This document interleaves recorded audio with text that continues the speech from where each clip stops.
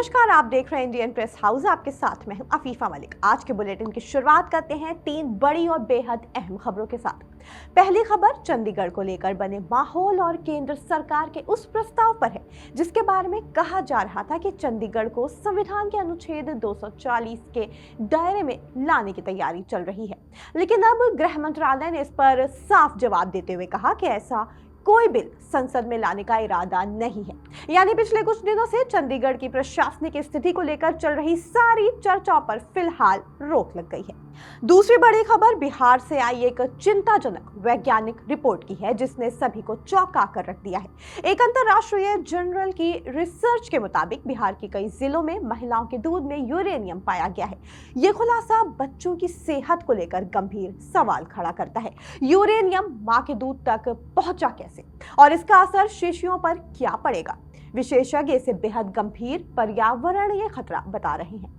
और तीसरी खबर सुप्रीम कोर्ट से, जहां भारत के मुख्य न्यायाधीश BR गवई आज रिटायर हो रहे हैं और उनकी जगह जस्टिस सूर्यकांत 53वें CJI के रूप में 24 नवंबर को शपथ लेंगे। जस्टिस सूर्यकांत अब तक कई बड़े फैसलों का हिस्सा रह चुके हैं। अनुच्छेद 370, बिहार मतदाता सूची, पेगासस जांच, और अब उनका फोकस अदालतों में लंबित मामलों को तेजी से निपटाने पर होगा। तो ये थी आज की 3 बड़ी और अहम खबरें। शुरुआत करते हैं आज की सबसे बड़ी खबर से। ऐसी खबरें आ रही थी कि केंद्र सरकार ने प्रस्ताव रखा है कि चंडीगढ़ को संविधान के आर्टिकल 240 के दायरे में शामिल किया जाए। एक ऐसा प्रस्ताव जो राष्ट्रपति को केंद्र शासित प्रदेशों के लिए नियम और कानून बनाने का अधिकार देता है। लेकिन मीडिया रिपोर्ट्स के मुताबिक कहा जा रहा था कि केंद्र सरकार जल्द ही कॉन्स्टिट्यूशन 131 अमेंडमेंट बिल 2025 संसद में पेश कर सकती है। इस प्रस्ताव का सबसे अहम मकसद चंडीगढ़ को संविधान के अनुच्छेद 240 के तहत उन केंद्र शासित प्रदेशों के दायरे में शामिल करना है जहां पर राष्ट्रपति सीधे तौर पर नियम और उसूल बना सकते हैं। यह बिल पार्लियामेंट के विंटर सेशन में पेश होने की बात कही जा रही थी, जो कि 1 दिसंबर से शुरू होने जा रहा है। वहीं अब चंडीगढ़ से जुड़े इस विधेयक पर गृह मंत्रालय की तरफ से जवाब सामने आ चुका है। गृह मंत्रालय ने साफ तौर पर कह दिया है कि उनका ऐसा कोई इरादा नहीं है। गृह मंत्रालय का कहना है कि केंद्र का संसद के शीतकालीन सत्र में चंडीगढ़ प्रशासन पर विधेयक पेश करने का कोई भी इरादा नहीं है। तो इस तरह केंद्र सरकार ने हो रही सभी बातों पर विराम लगा दिया है। हालांकि केंद्र सरकार ने यह साफ जरूर किया है कि चंडीगढ़ के लिए सिर्फ केंद्र सरकार की तरफ से कानून बनाने की प्रक्रिया को आसान बनाने का प्रस्ताव अभी केंद्र सरकार के स्तर पर विचाराधीन है। गृह मंत्रालय के मुताबिक इस प्रस्ताव का चंडीगढ़ की प्रशासनिक संरचना पर कोई असर नहीं पड़ेगा। इस तरह फिलहाल ये बात तो साफ हो चुकी है कि केंद्र सरकार की चंडीगढ़ की मौजूदा स्थिति को बदलने की किसी भी तरह की कोई योजना नहीं है। गृह मंत्रालय के इस बयान से सरकार ने लोगों और राज्यों दोनों की एक तरह से आश्वासन दिया है कि ऐसा कुछ भी नहीं हो रहा है। साथ ही इस बात पर भी जोर दिया गया कि चंडीगढ़ से जुड़े किसी भी कदम को बिना संबंधित पक्षों की सहमति के आगे नहीं बढ़ाया जाएगा। वहीं दूसरी ओर तमाम तरह की बातें बन रही थीं और मंत्रालय का कहना है कि इस मामले पर किसी भी व्यक्ति या राज्य को परेशान होने की जरूरत नहीं है। आपको बता दें कि बीते कुछ दिनों से पंजाब में इस विषय को लेकर काफी हलचल थी। सियासी गलियारों में ये मुद्दा धूल पकड़ रहा था।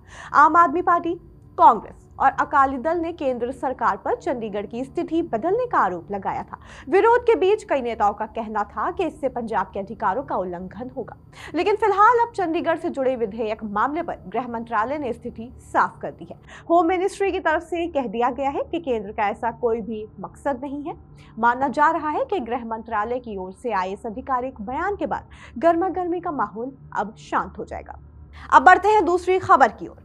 किसी भी नवजात शिशु के लिए मां का दूध सबसे सुरक्षित और पवित्र पोषण माना जाता है। लेकिन जरा सोचिए, अगर इसी दूध को लेकर यह कहा जाए कि इसमें जहर घुल चुका है तो आप चौंक उठेंगे, बिल्कुल चौंक उठेंगे। बिहार से एक ऐसी ही हैरान करने वाली रिपोर्ट सामने आई है जिसने सभी को चिंता में डाल दिया है। साइंस जनरल नेचर की एक रिपोर्ट के मुताबिक महिला के दूध में यूरेनियम पाया गया है। रिपोर्ट्स में दावा किया गया है कि बिहार के 6 जिलों में स्तनपान कराने वाली हर महिला के दूध में यूरेनियम मौजूद है। यह खुलासा बेहद चौंकाने वाला है और अब इससे जुड़ा खतरा सीधे बच्चों के शरीर तक पहुंचने की आशंका बढ़ा रहा है। ये रिसर्च पटना के महावीर कैंसर संस्थान के डॉक्टर अरुण कुमार और प्रोफेसर अशोक घोष के नेतृत्व में न्यू दिल्ली एम्स के डॉक्टर अशोक शर्मा की टीम के सहयोग से अक्टूबर 2021 से जुलाई 2024 के बीच हुई। जांच में जो बातें सामने आई हैं उन सभी ने विशेषज्ञों को हैरान कर दिया है। रिसर्च के मुताबिक भोजपुर, समस्तीपुर, बेगूसराय, खगड़िया, कटिहार और नालंदा जिले के 17 से 35 साल की 40 महिलाओं के दूध में नमूने लिए गए। जांच में सभी नमूनों में यूरेनियम 248 की मौजूदगी पाई गई है। सबसे अहम बात यह है कि पूरी दुनिया में मां के दूध में यूरेनियम की कोई सुरक्षित सीमा निर्धारित नहीं है, यानी वैज्ञानिक दृष्टि से इसकी किसी भी मात्रा को सुरक्षित नहीं माना जाता। रिपोर्ट्स के मुताबिक सबसे अधिक प्रदूषण खगड़िया जिले में मिला, जबकि नालंदा का स्तर सबसे कम दर्ज किया गया। कटिहार जिले में लिए गए एक नमूने में यूरेनियम का सबसे उच्च स्तर पाया गया। रिसर्च के मुताबिक लगभग 70% शिशु ऐसे स्तरों के संपर्क में आए जो गंभीर नॉन कैंसर कॉजिंग स्वास्थ्य जोखिम पैदा कर सकते हैं। विशेषज्ञों का कहना है कि सबसे बड़ा खतरा छोटे बच्चों को होता है, क्योंकि उनके शरीर और अंग अभी पूरी तरीके से विकसित नहीं होते हैं। ऐसे में उनका शरीर भारी धातुओं को जल्दी सोख लेता है और क्योंकि उनका वजन कम होता है, थोड़ी सी भी खतरनाक चीज उनके लिए बहुत ज्यादा नुकसानदेह साबित हो सकती है। रिसर्च के को-ऑथर और एम्स के डॉक्टर अशोक शर्मा के मुताबिक अब तक ये साफ नहीं हो पाया है कि यूरेनियम आखिर पानी तक पहुंचा कहां से। उन्होंने कहा, हम इसके सोर्स के बारे में निश्चित नहीं है। जियोलॉजिकल सर्वे ऑफ इंडिया भी इसकी वजह की जांच कर रहा है, लेकिन ये तथ्य कि यूरेनियम अब फूड चेन में प्रवेश कर चुका है और कैंसर, न्यूरोलॉजिकल बीमारियों के साथ बच्चों के विकास पर असर डाल रहा है, ये बेहद गंभीर बात है, चिंता का विषय है। हालांकि वैज्ञानिकों ने यह भी साफ किया है कि इस खतरे के बावजूद माताओं को ब्रेस्ट फीडिंग बंद नहीं करना चाहिए। डॉक्टरों के मुताबिक मां का दूध अभी भी बच्चे की रोग प्रतिरोधक क्षमता और पूरी तरह से विकास के लिए सबसे जरूरी पोषण है, इसका कोई विकल्प नहीं है। लेकिन इस रिसर्च के बाद कुछ सवाल जरूर खड़े होते हैं। बड़ा सवाल यह है कि मां के दूध तक कैसे पहुंच सकता है यूरेनियम, और यूरेनियम की मौजूदगी से आखिर बच्चे की सेहत पर क्या असर होगा। अब बढ़ते हैं तीसरी खबर की ओर। भारत के मुख्य न्यायाधीश CJI BR गवई आज सुप्रीम कोर्ट से रिटायर हो रहे हैं। उनके कार्यकाल के समाप्त होने के बाद 24 नवंबर को राष्ट्रपति भवन में जस्टिस सूर्यकांत देश के 53वें मुख्य न्यायाधीश के रूप में शपथ लेंगे। रिटायरमेंट से पहले CJI गवई ने कहा कि वो 4 दशक लंबे अपने न्यायिक जीवन के अंत में भी वो खुद को न्याय का विद्यार्थी मानते हुए संस्था से विदा ले रहे हैं।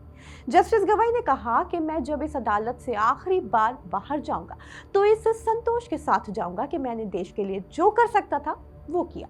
चीफ जस्टिस BR गवई के बाद जस्टिस सूर्यकांत सोमवार को देश के 53वें मुख्य न्यायाधीश का पद संभालेंगे। 24 नवंबर को राष्ट्रपति भवन में जस्टिस सूर्यकांत मुख्य न्यायाधीश की शपथ लेंगे। जस्टिस सूर्यकांत करीब 15 महीनों तक इस पद पर रहेंगे। 65 वर्ष की उम्र पूरी करते ही जस्टिस सूर्यकांत फरवरी 2027 को सेवानिवृत्त होंगे। बात करें जस्टिस सूर्यकांत की, तो वो अपने अब तक के करियर में कई ऐतिहासिक फैसलों और महत्वपूर्ण आदेशों का हिस्सा रह चुके हैं, जैसे कि अनुच्छेद 370 हटाने का फैसला, बिहार मतदाता सूची का विशेष पुनरीक्षण, पेगासस स्पाईवेयर जांच और जांच के लिए समिति का गठन।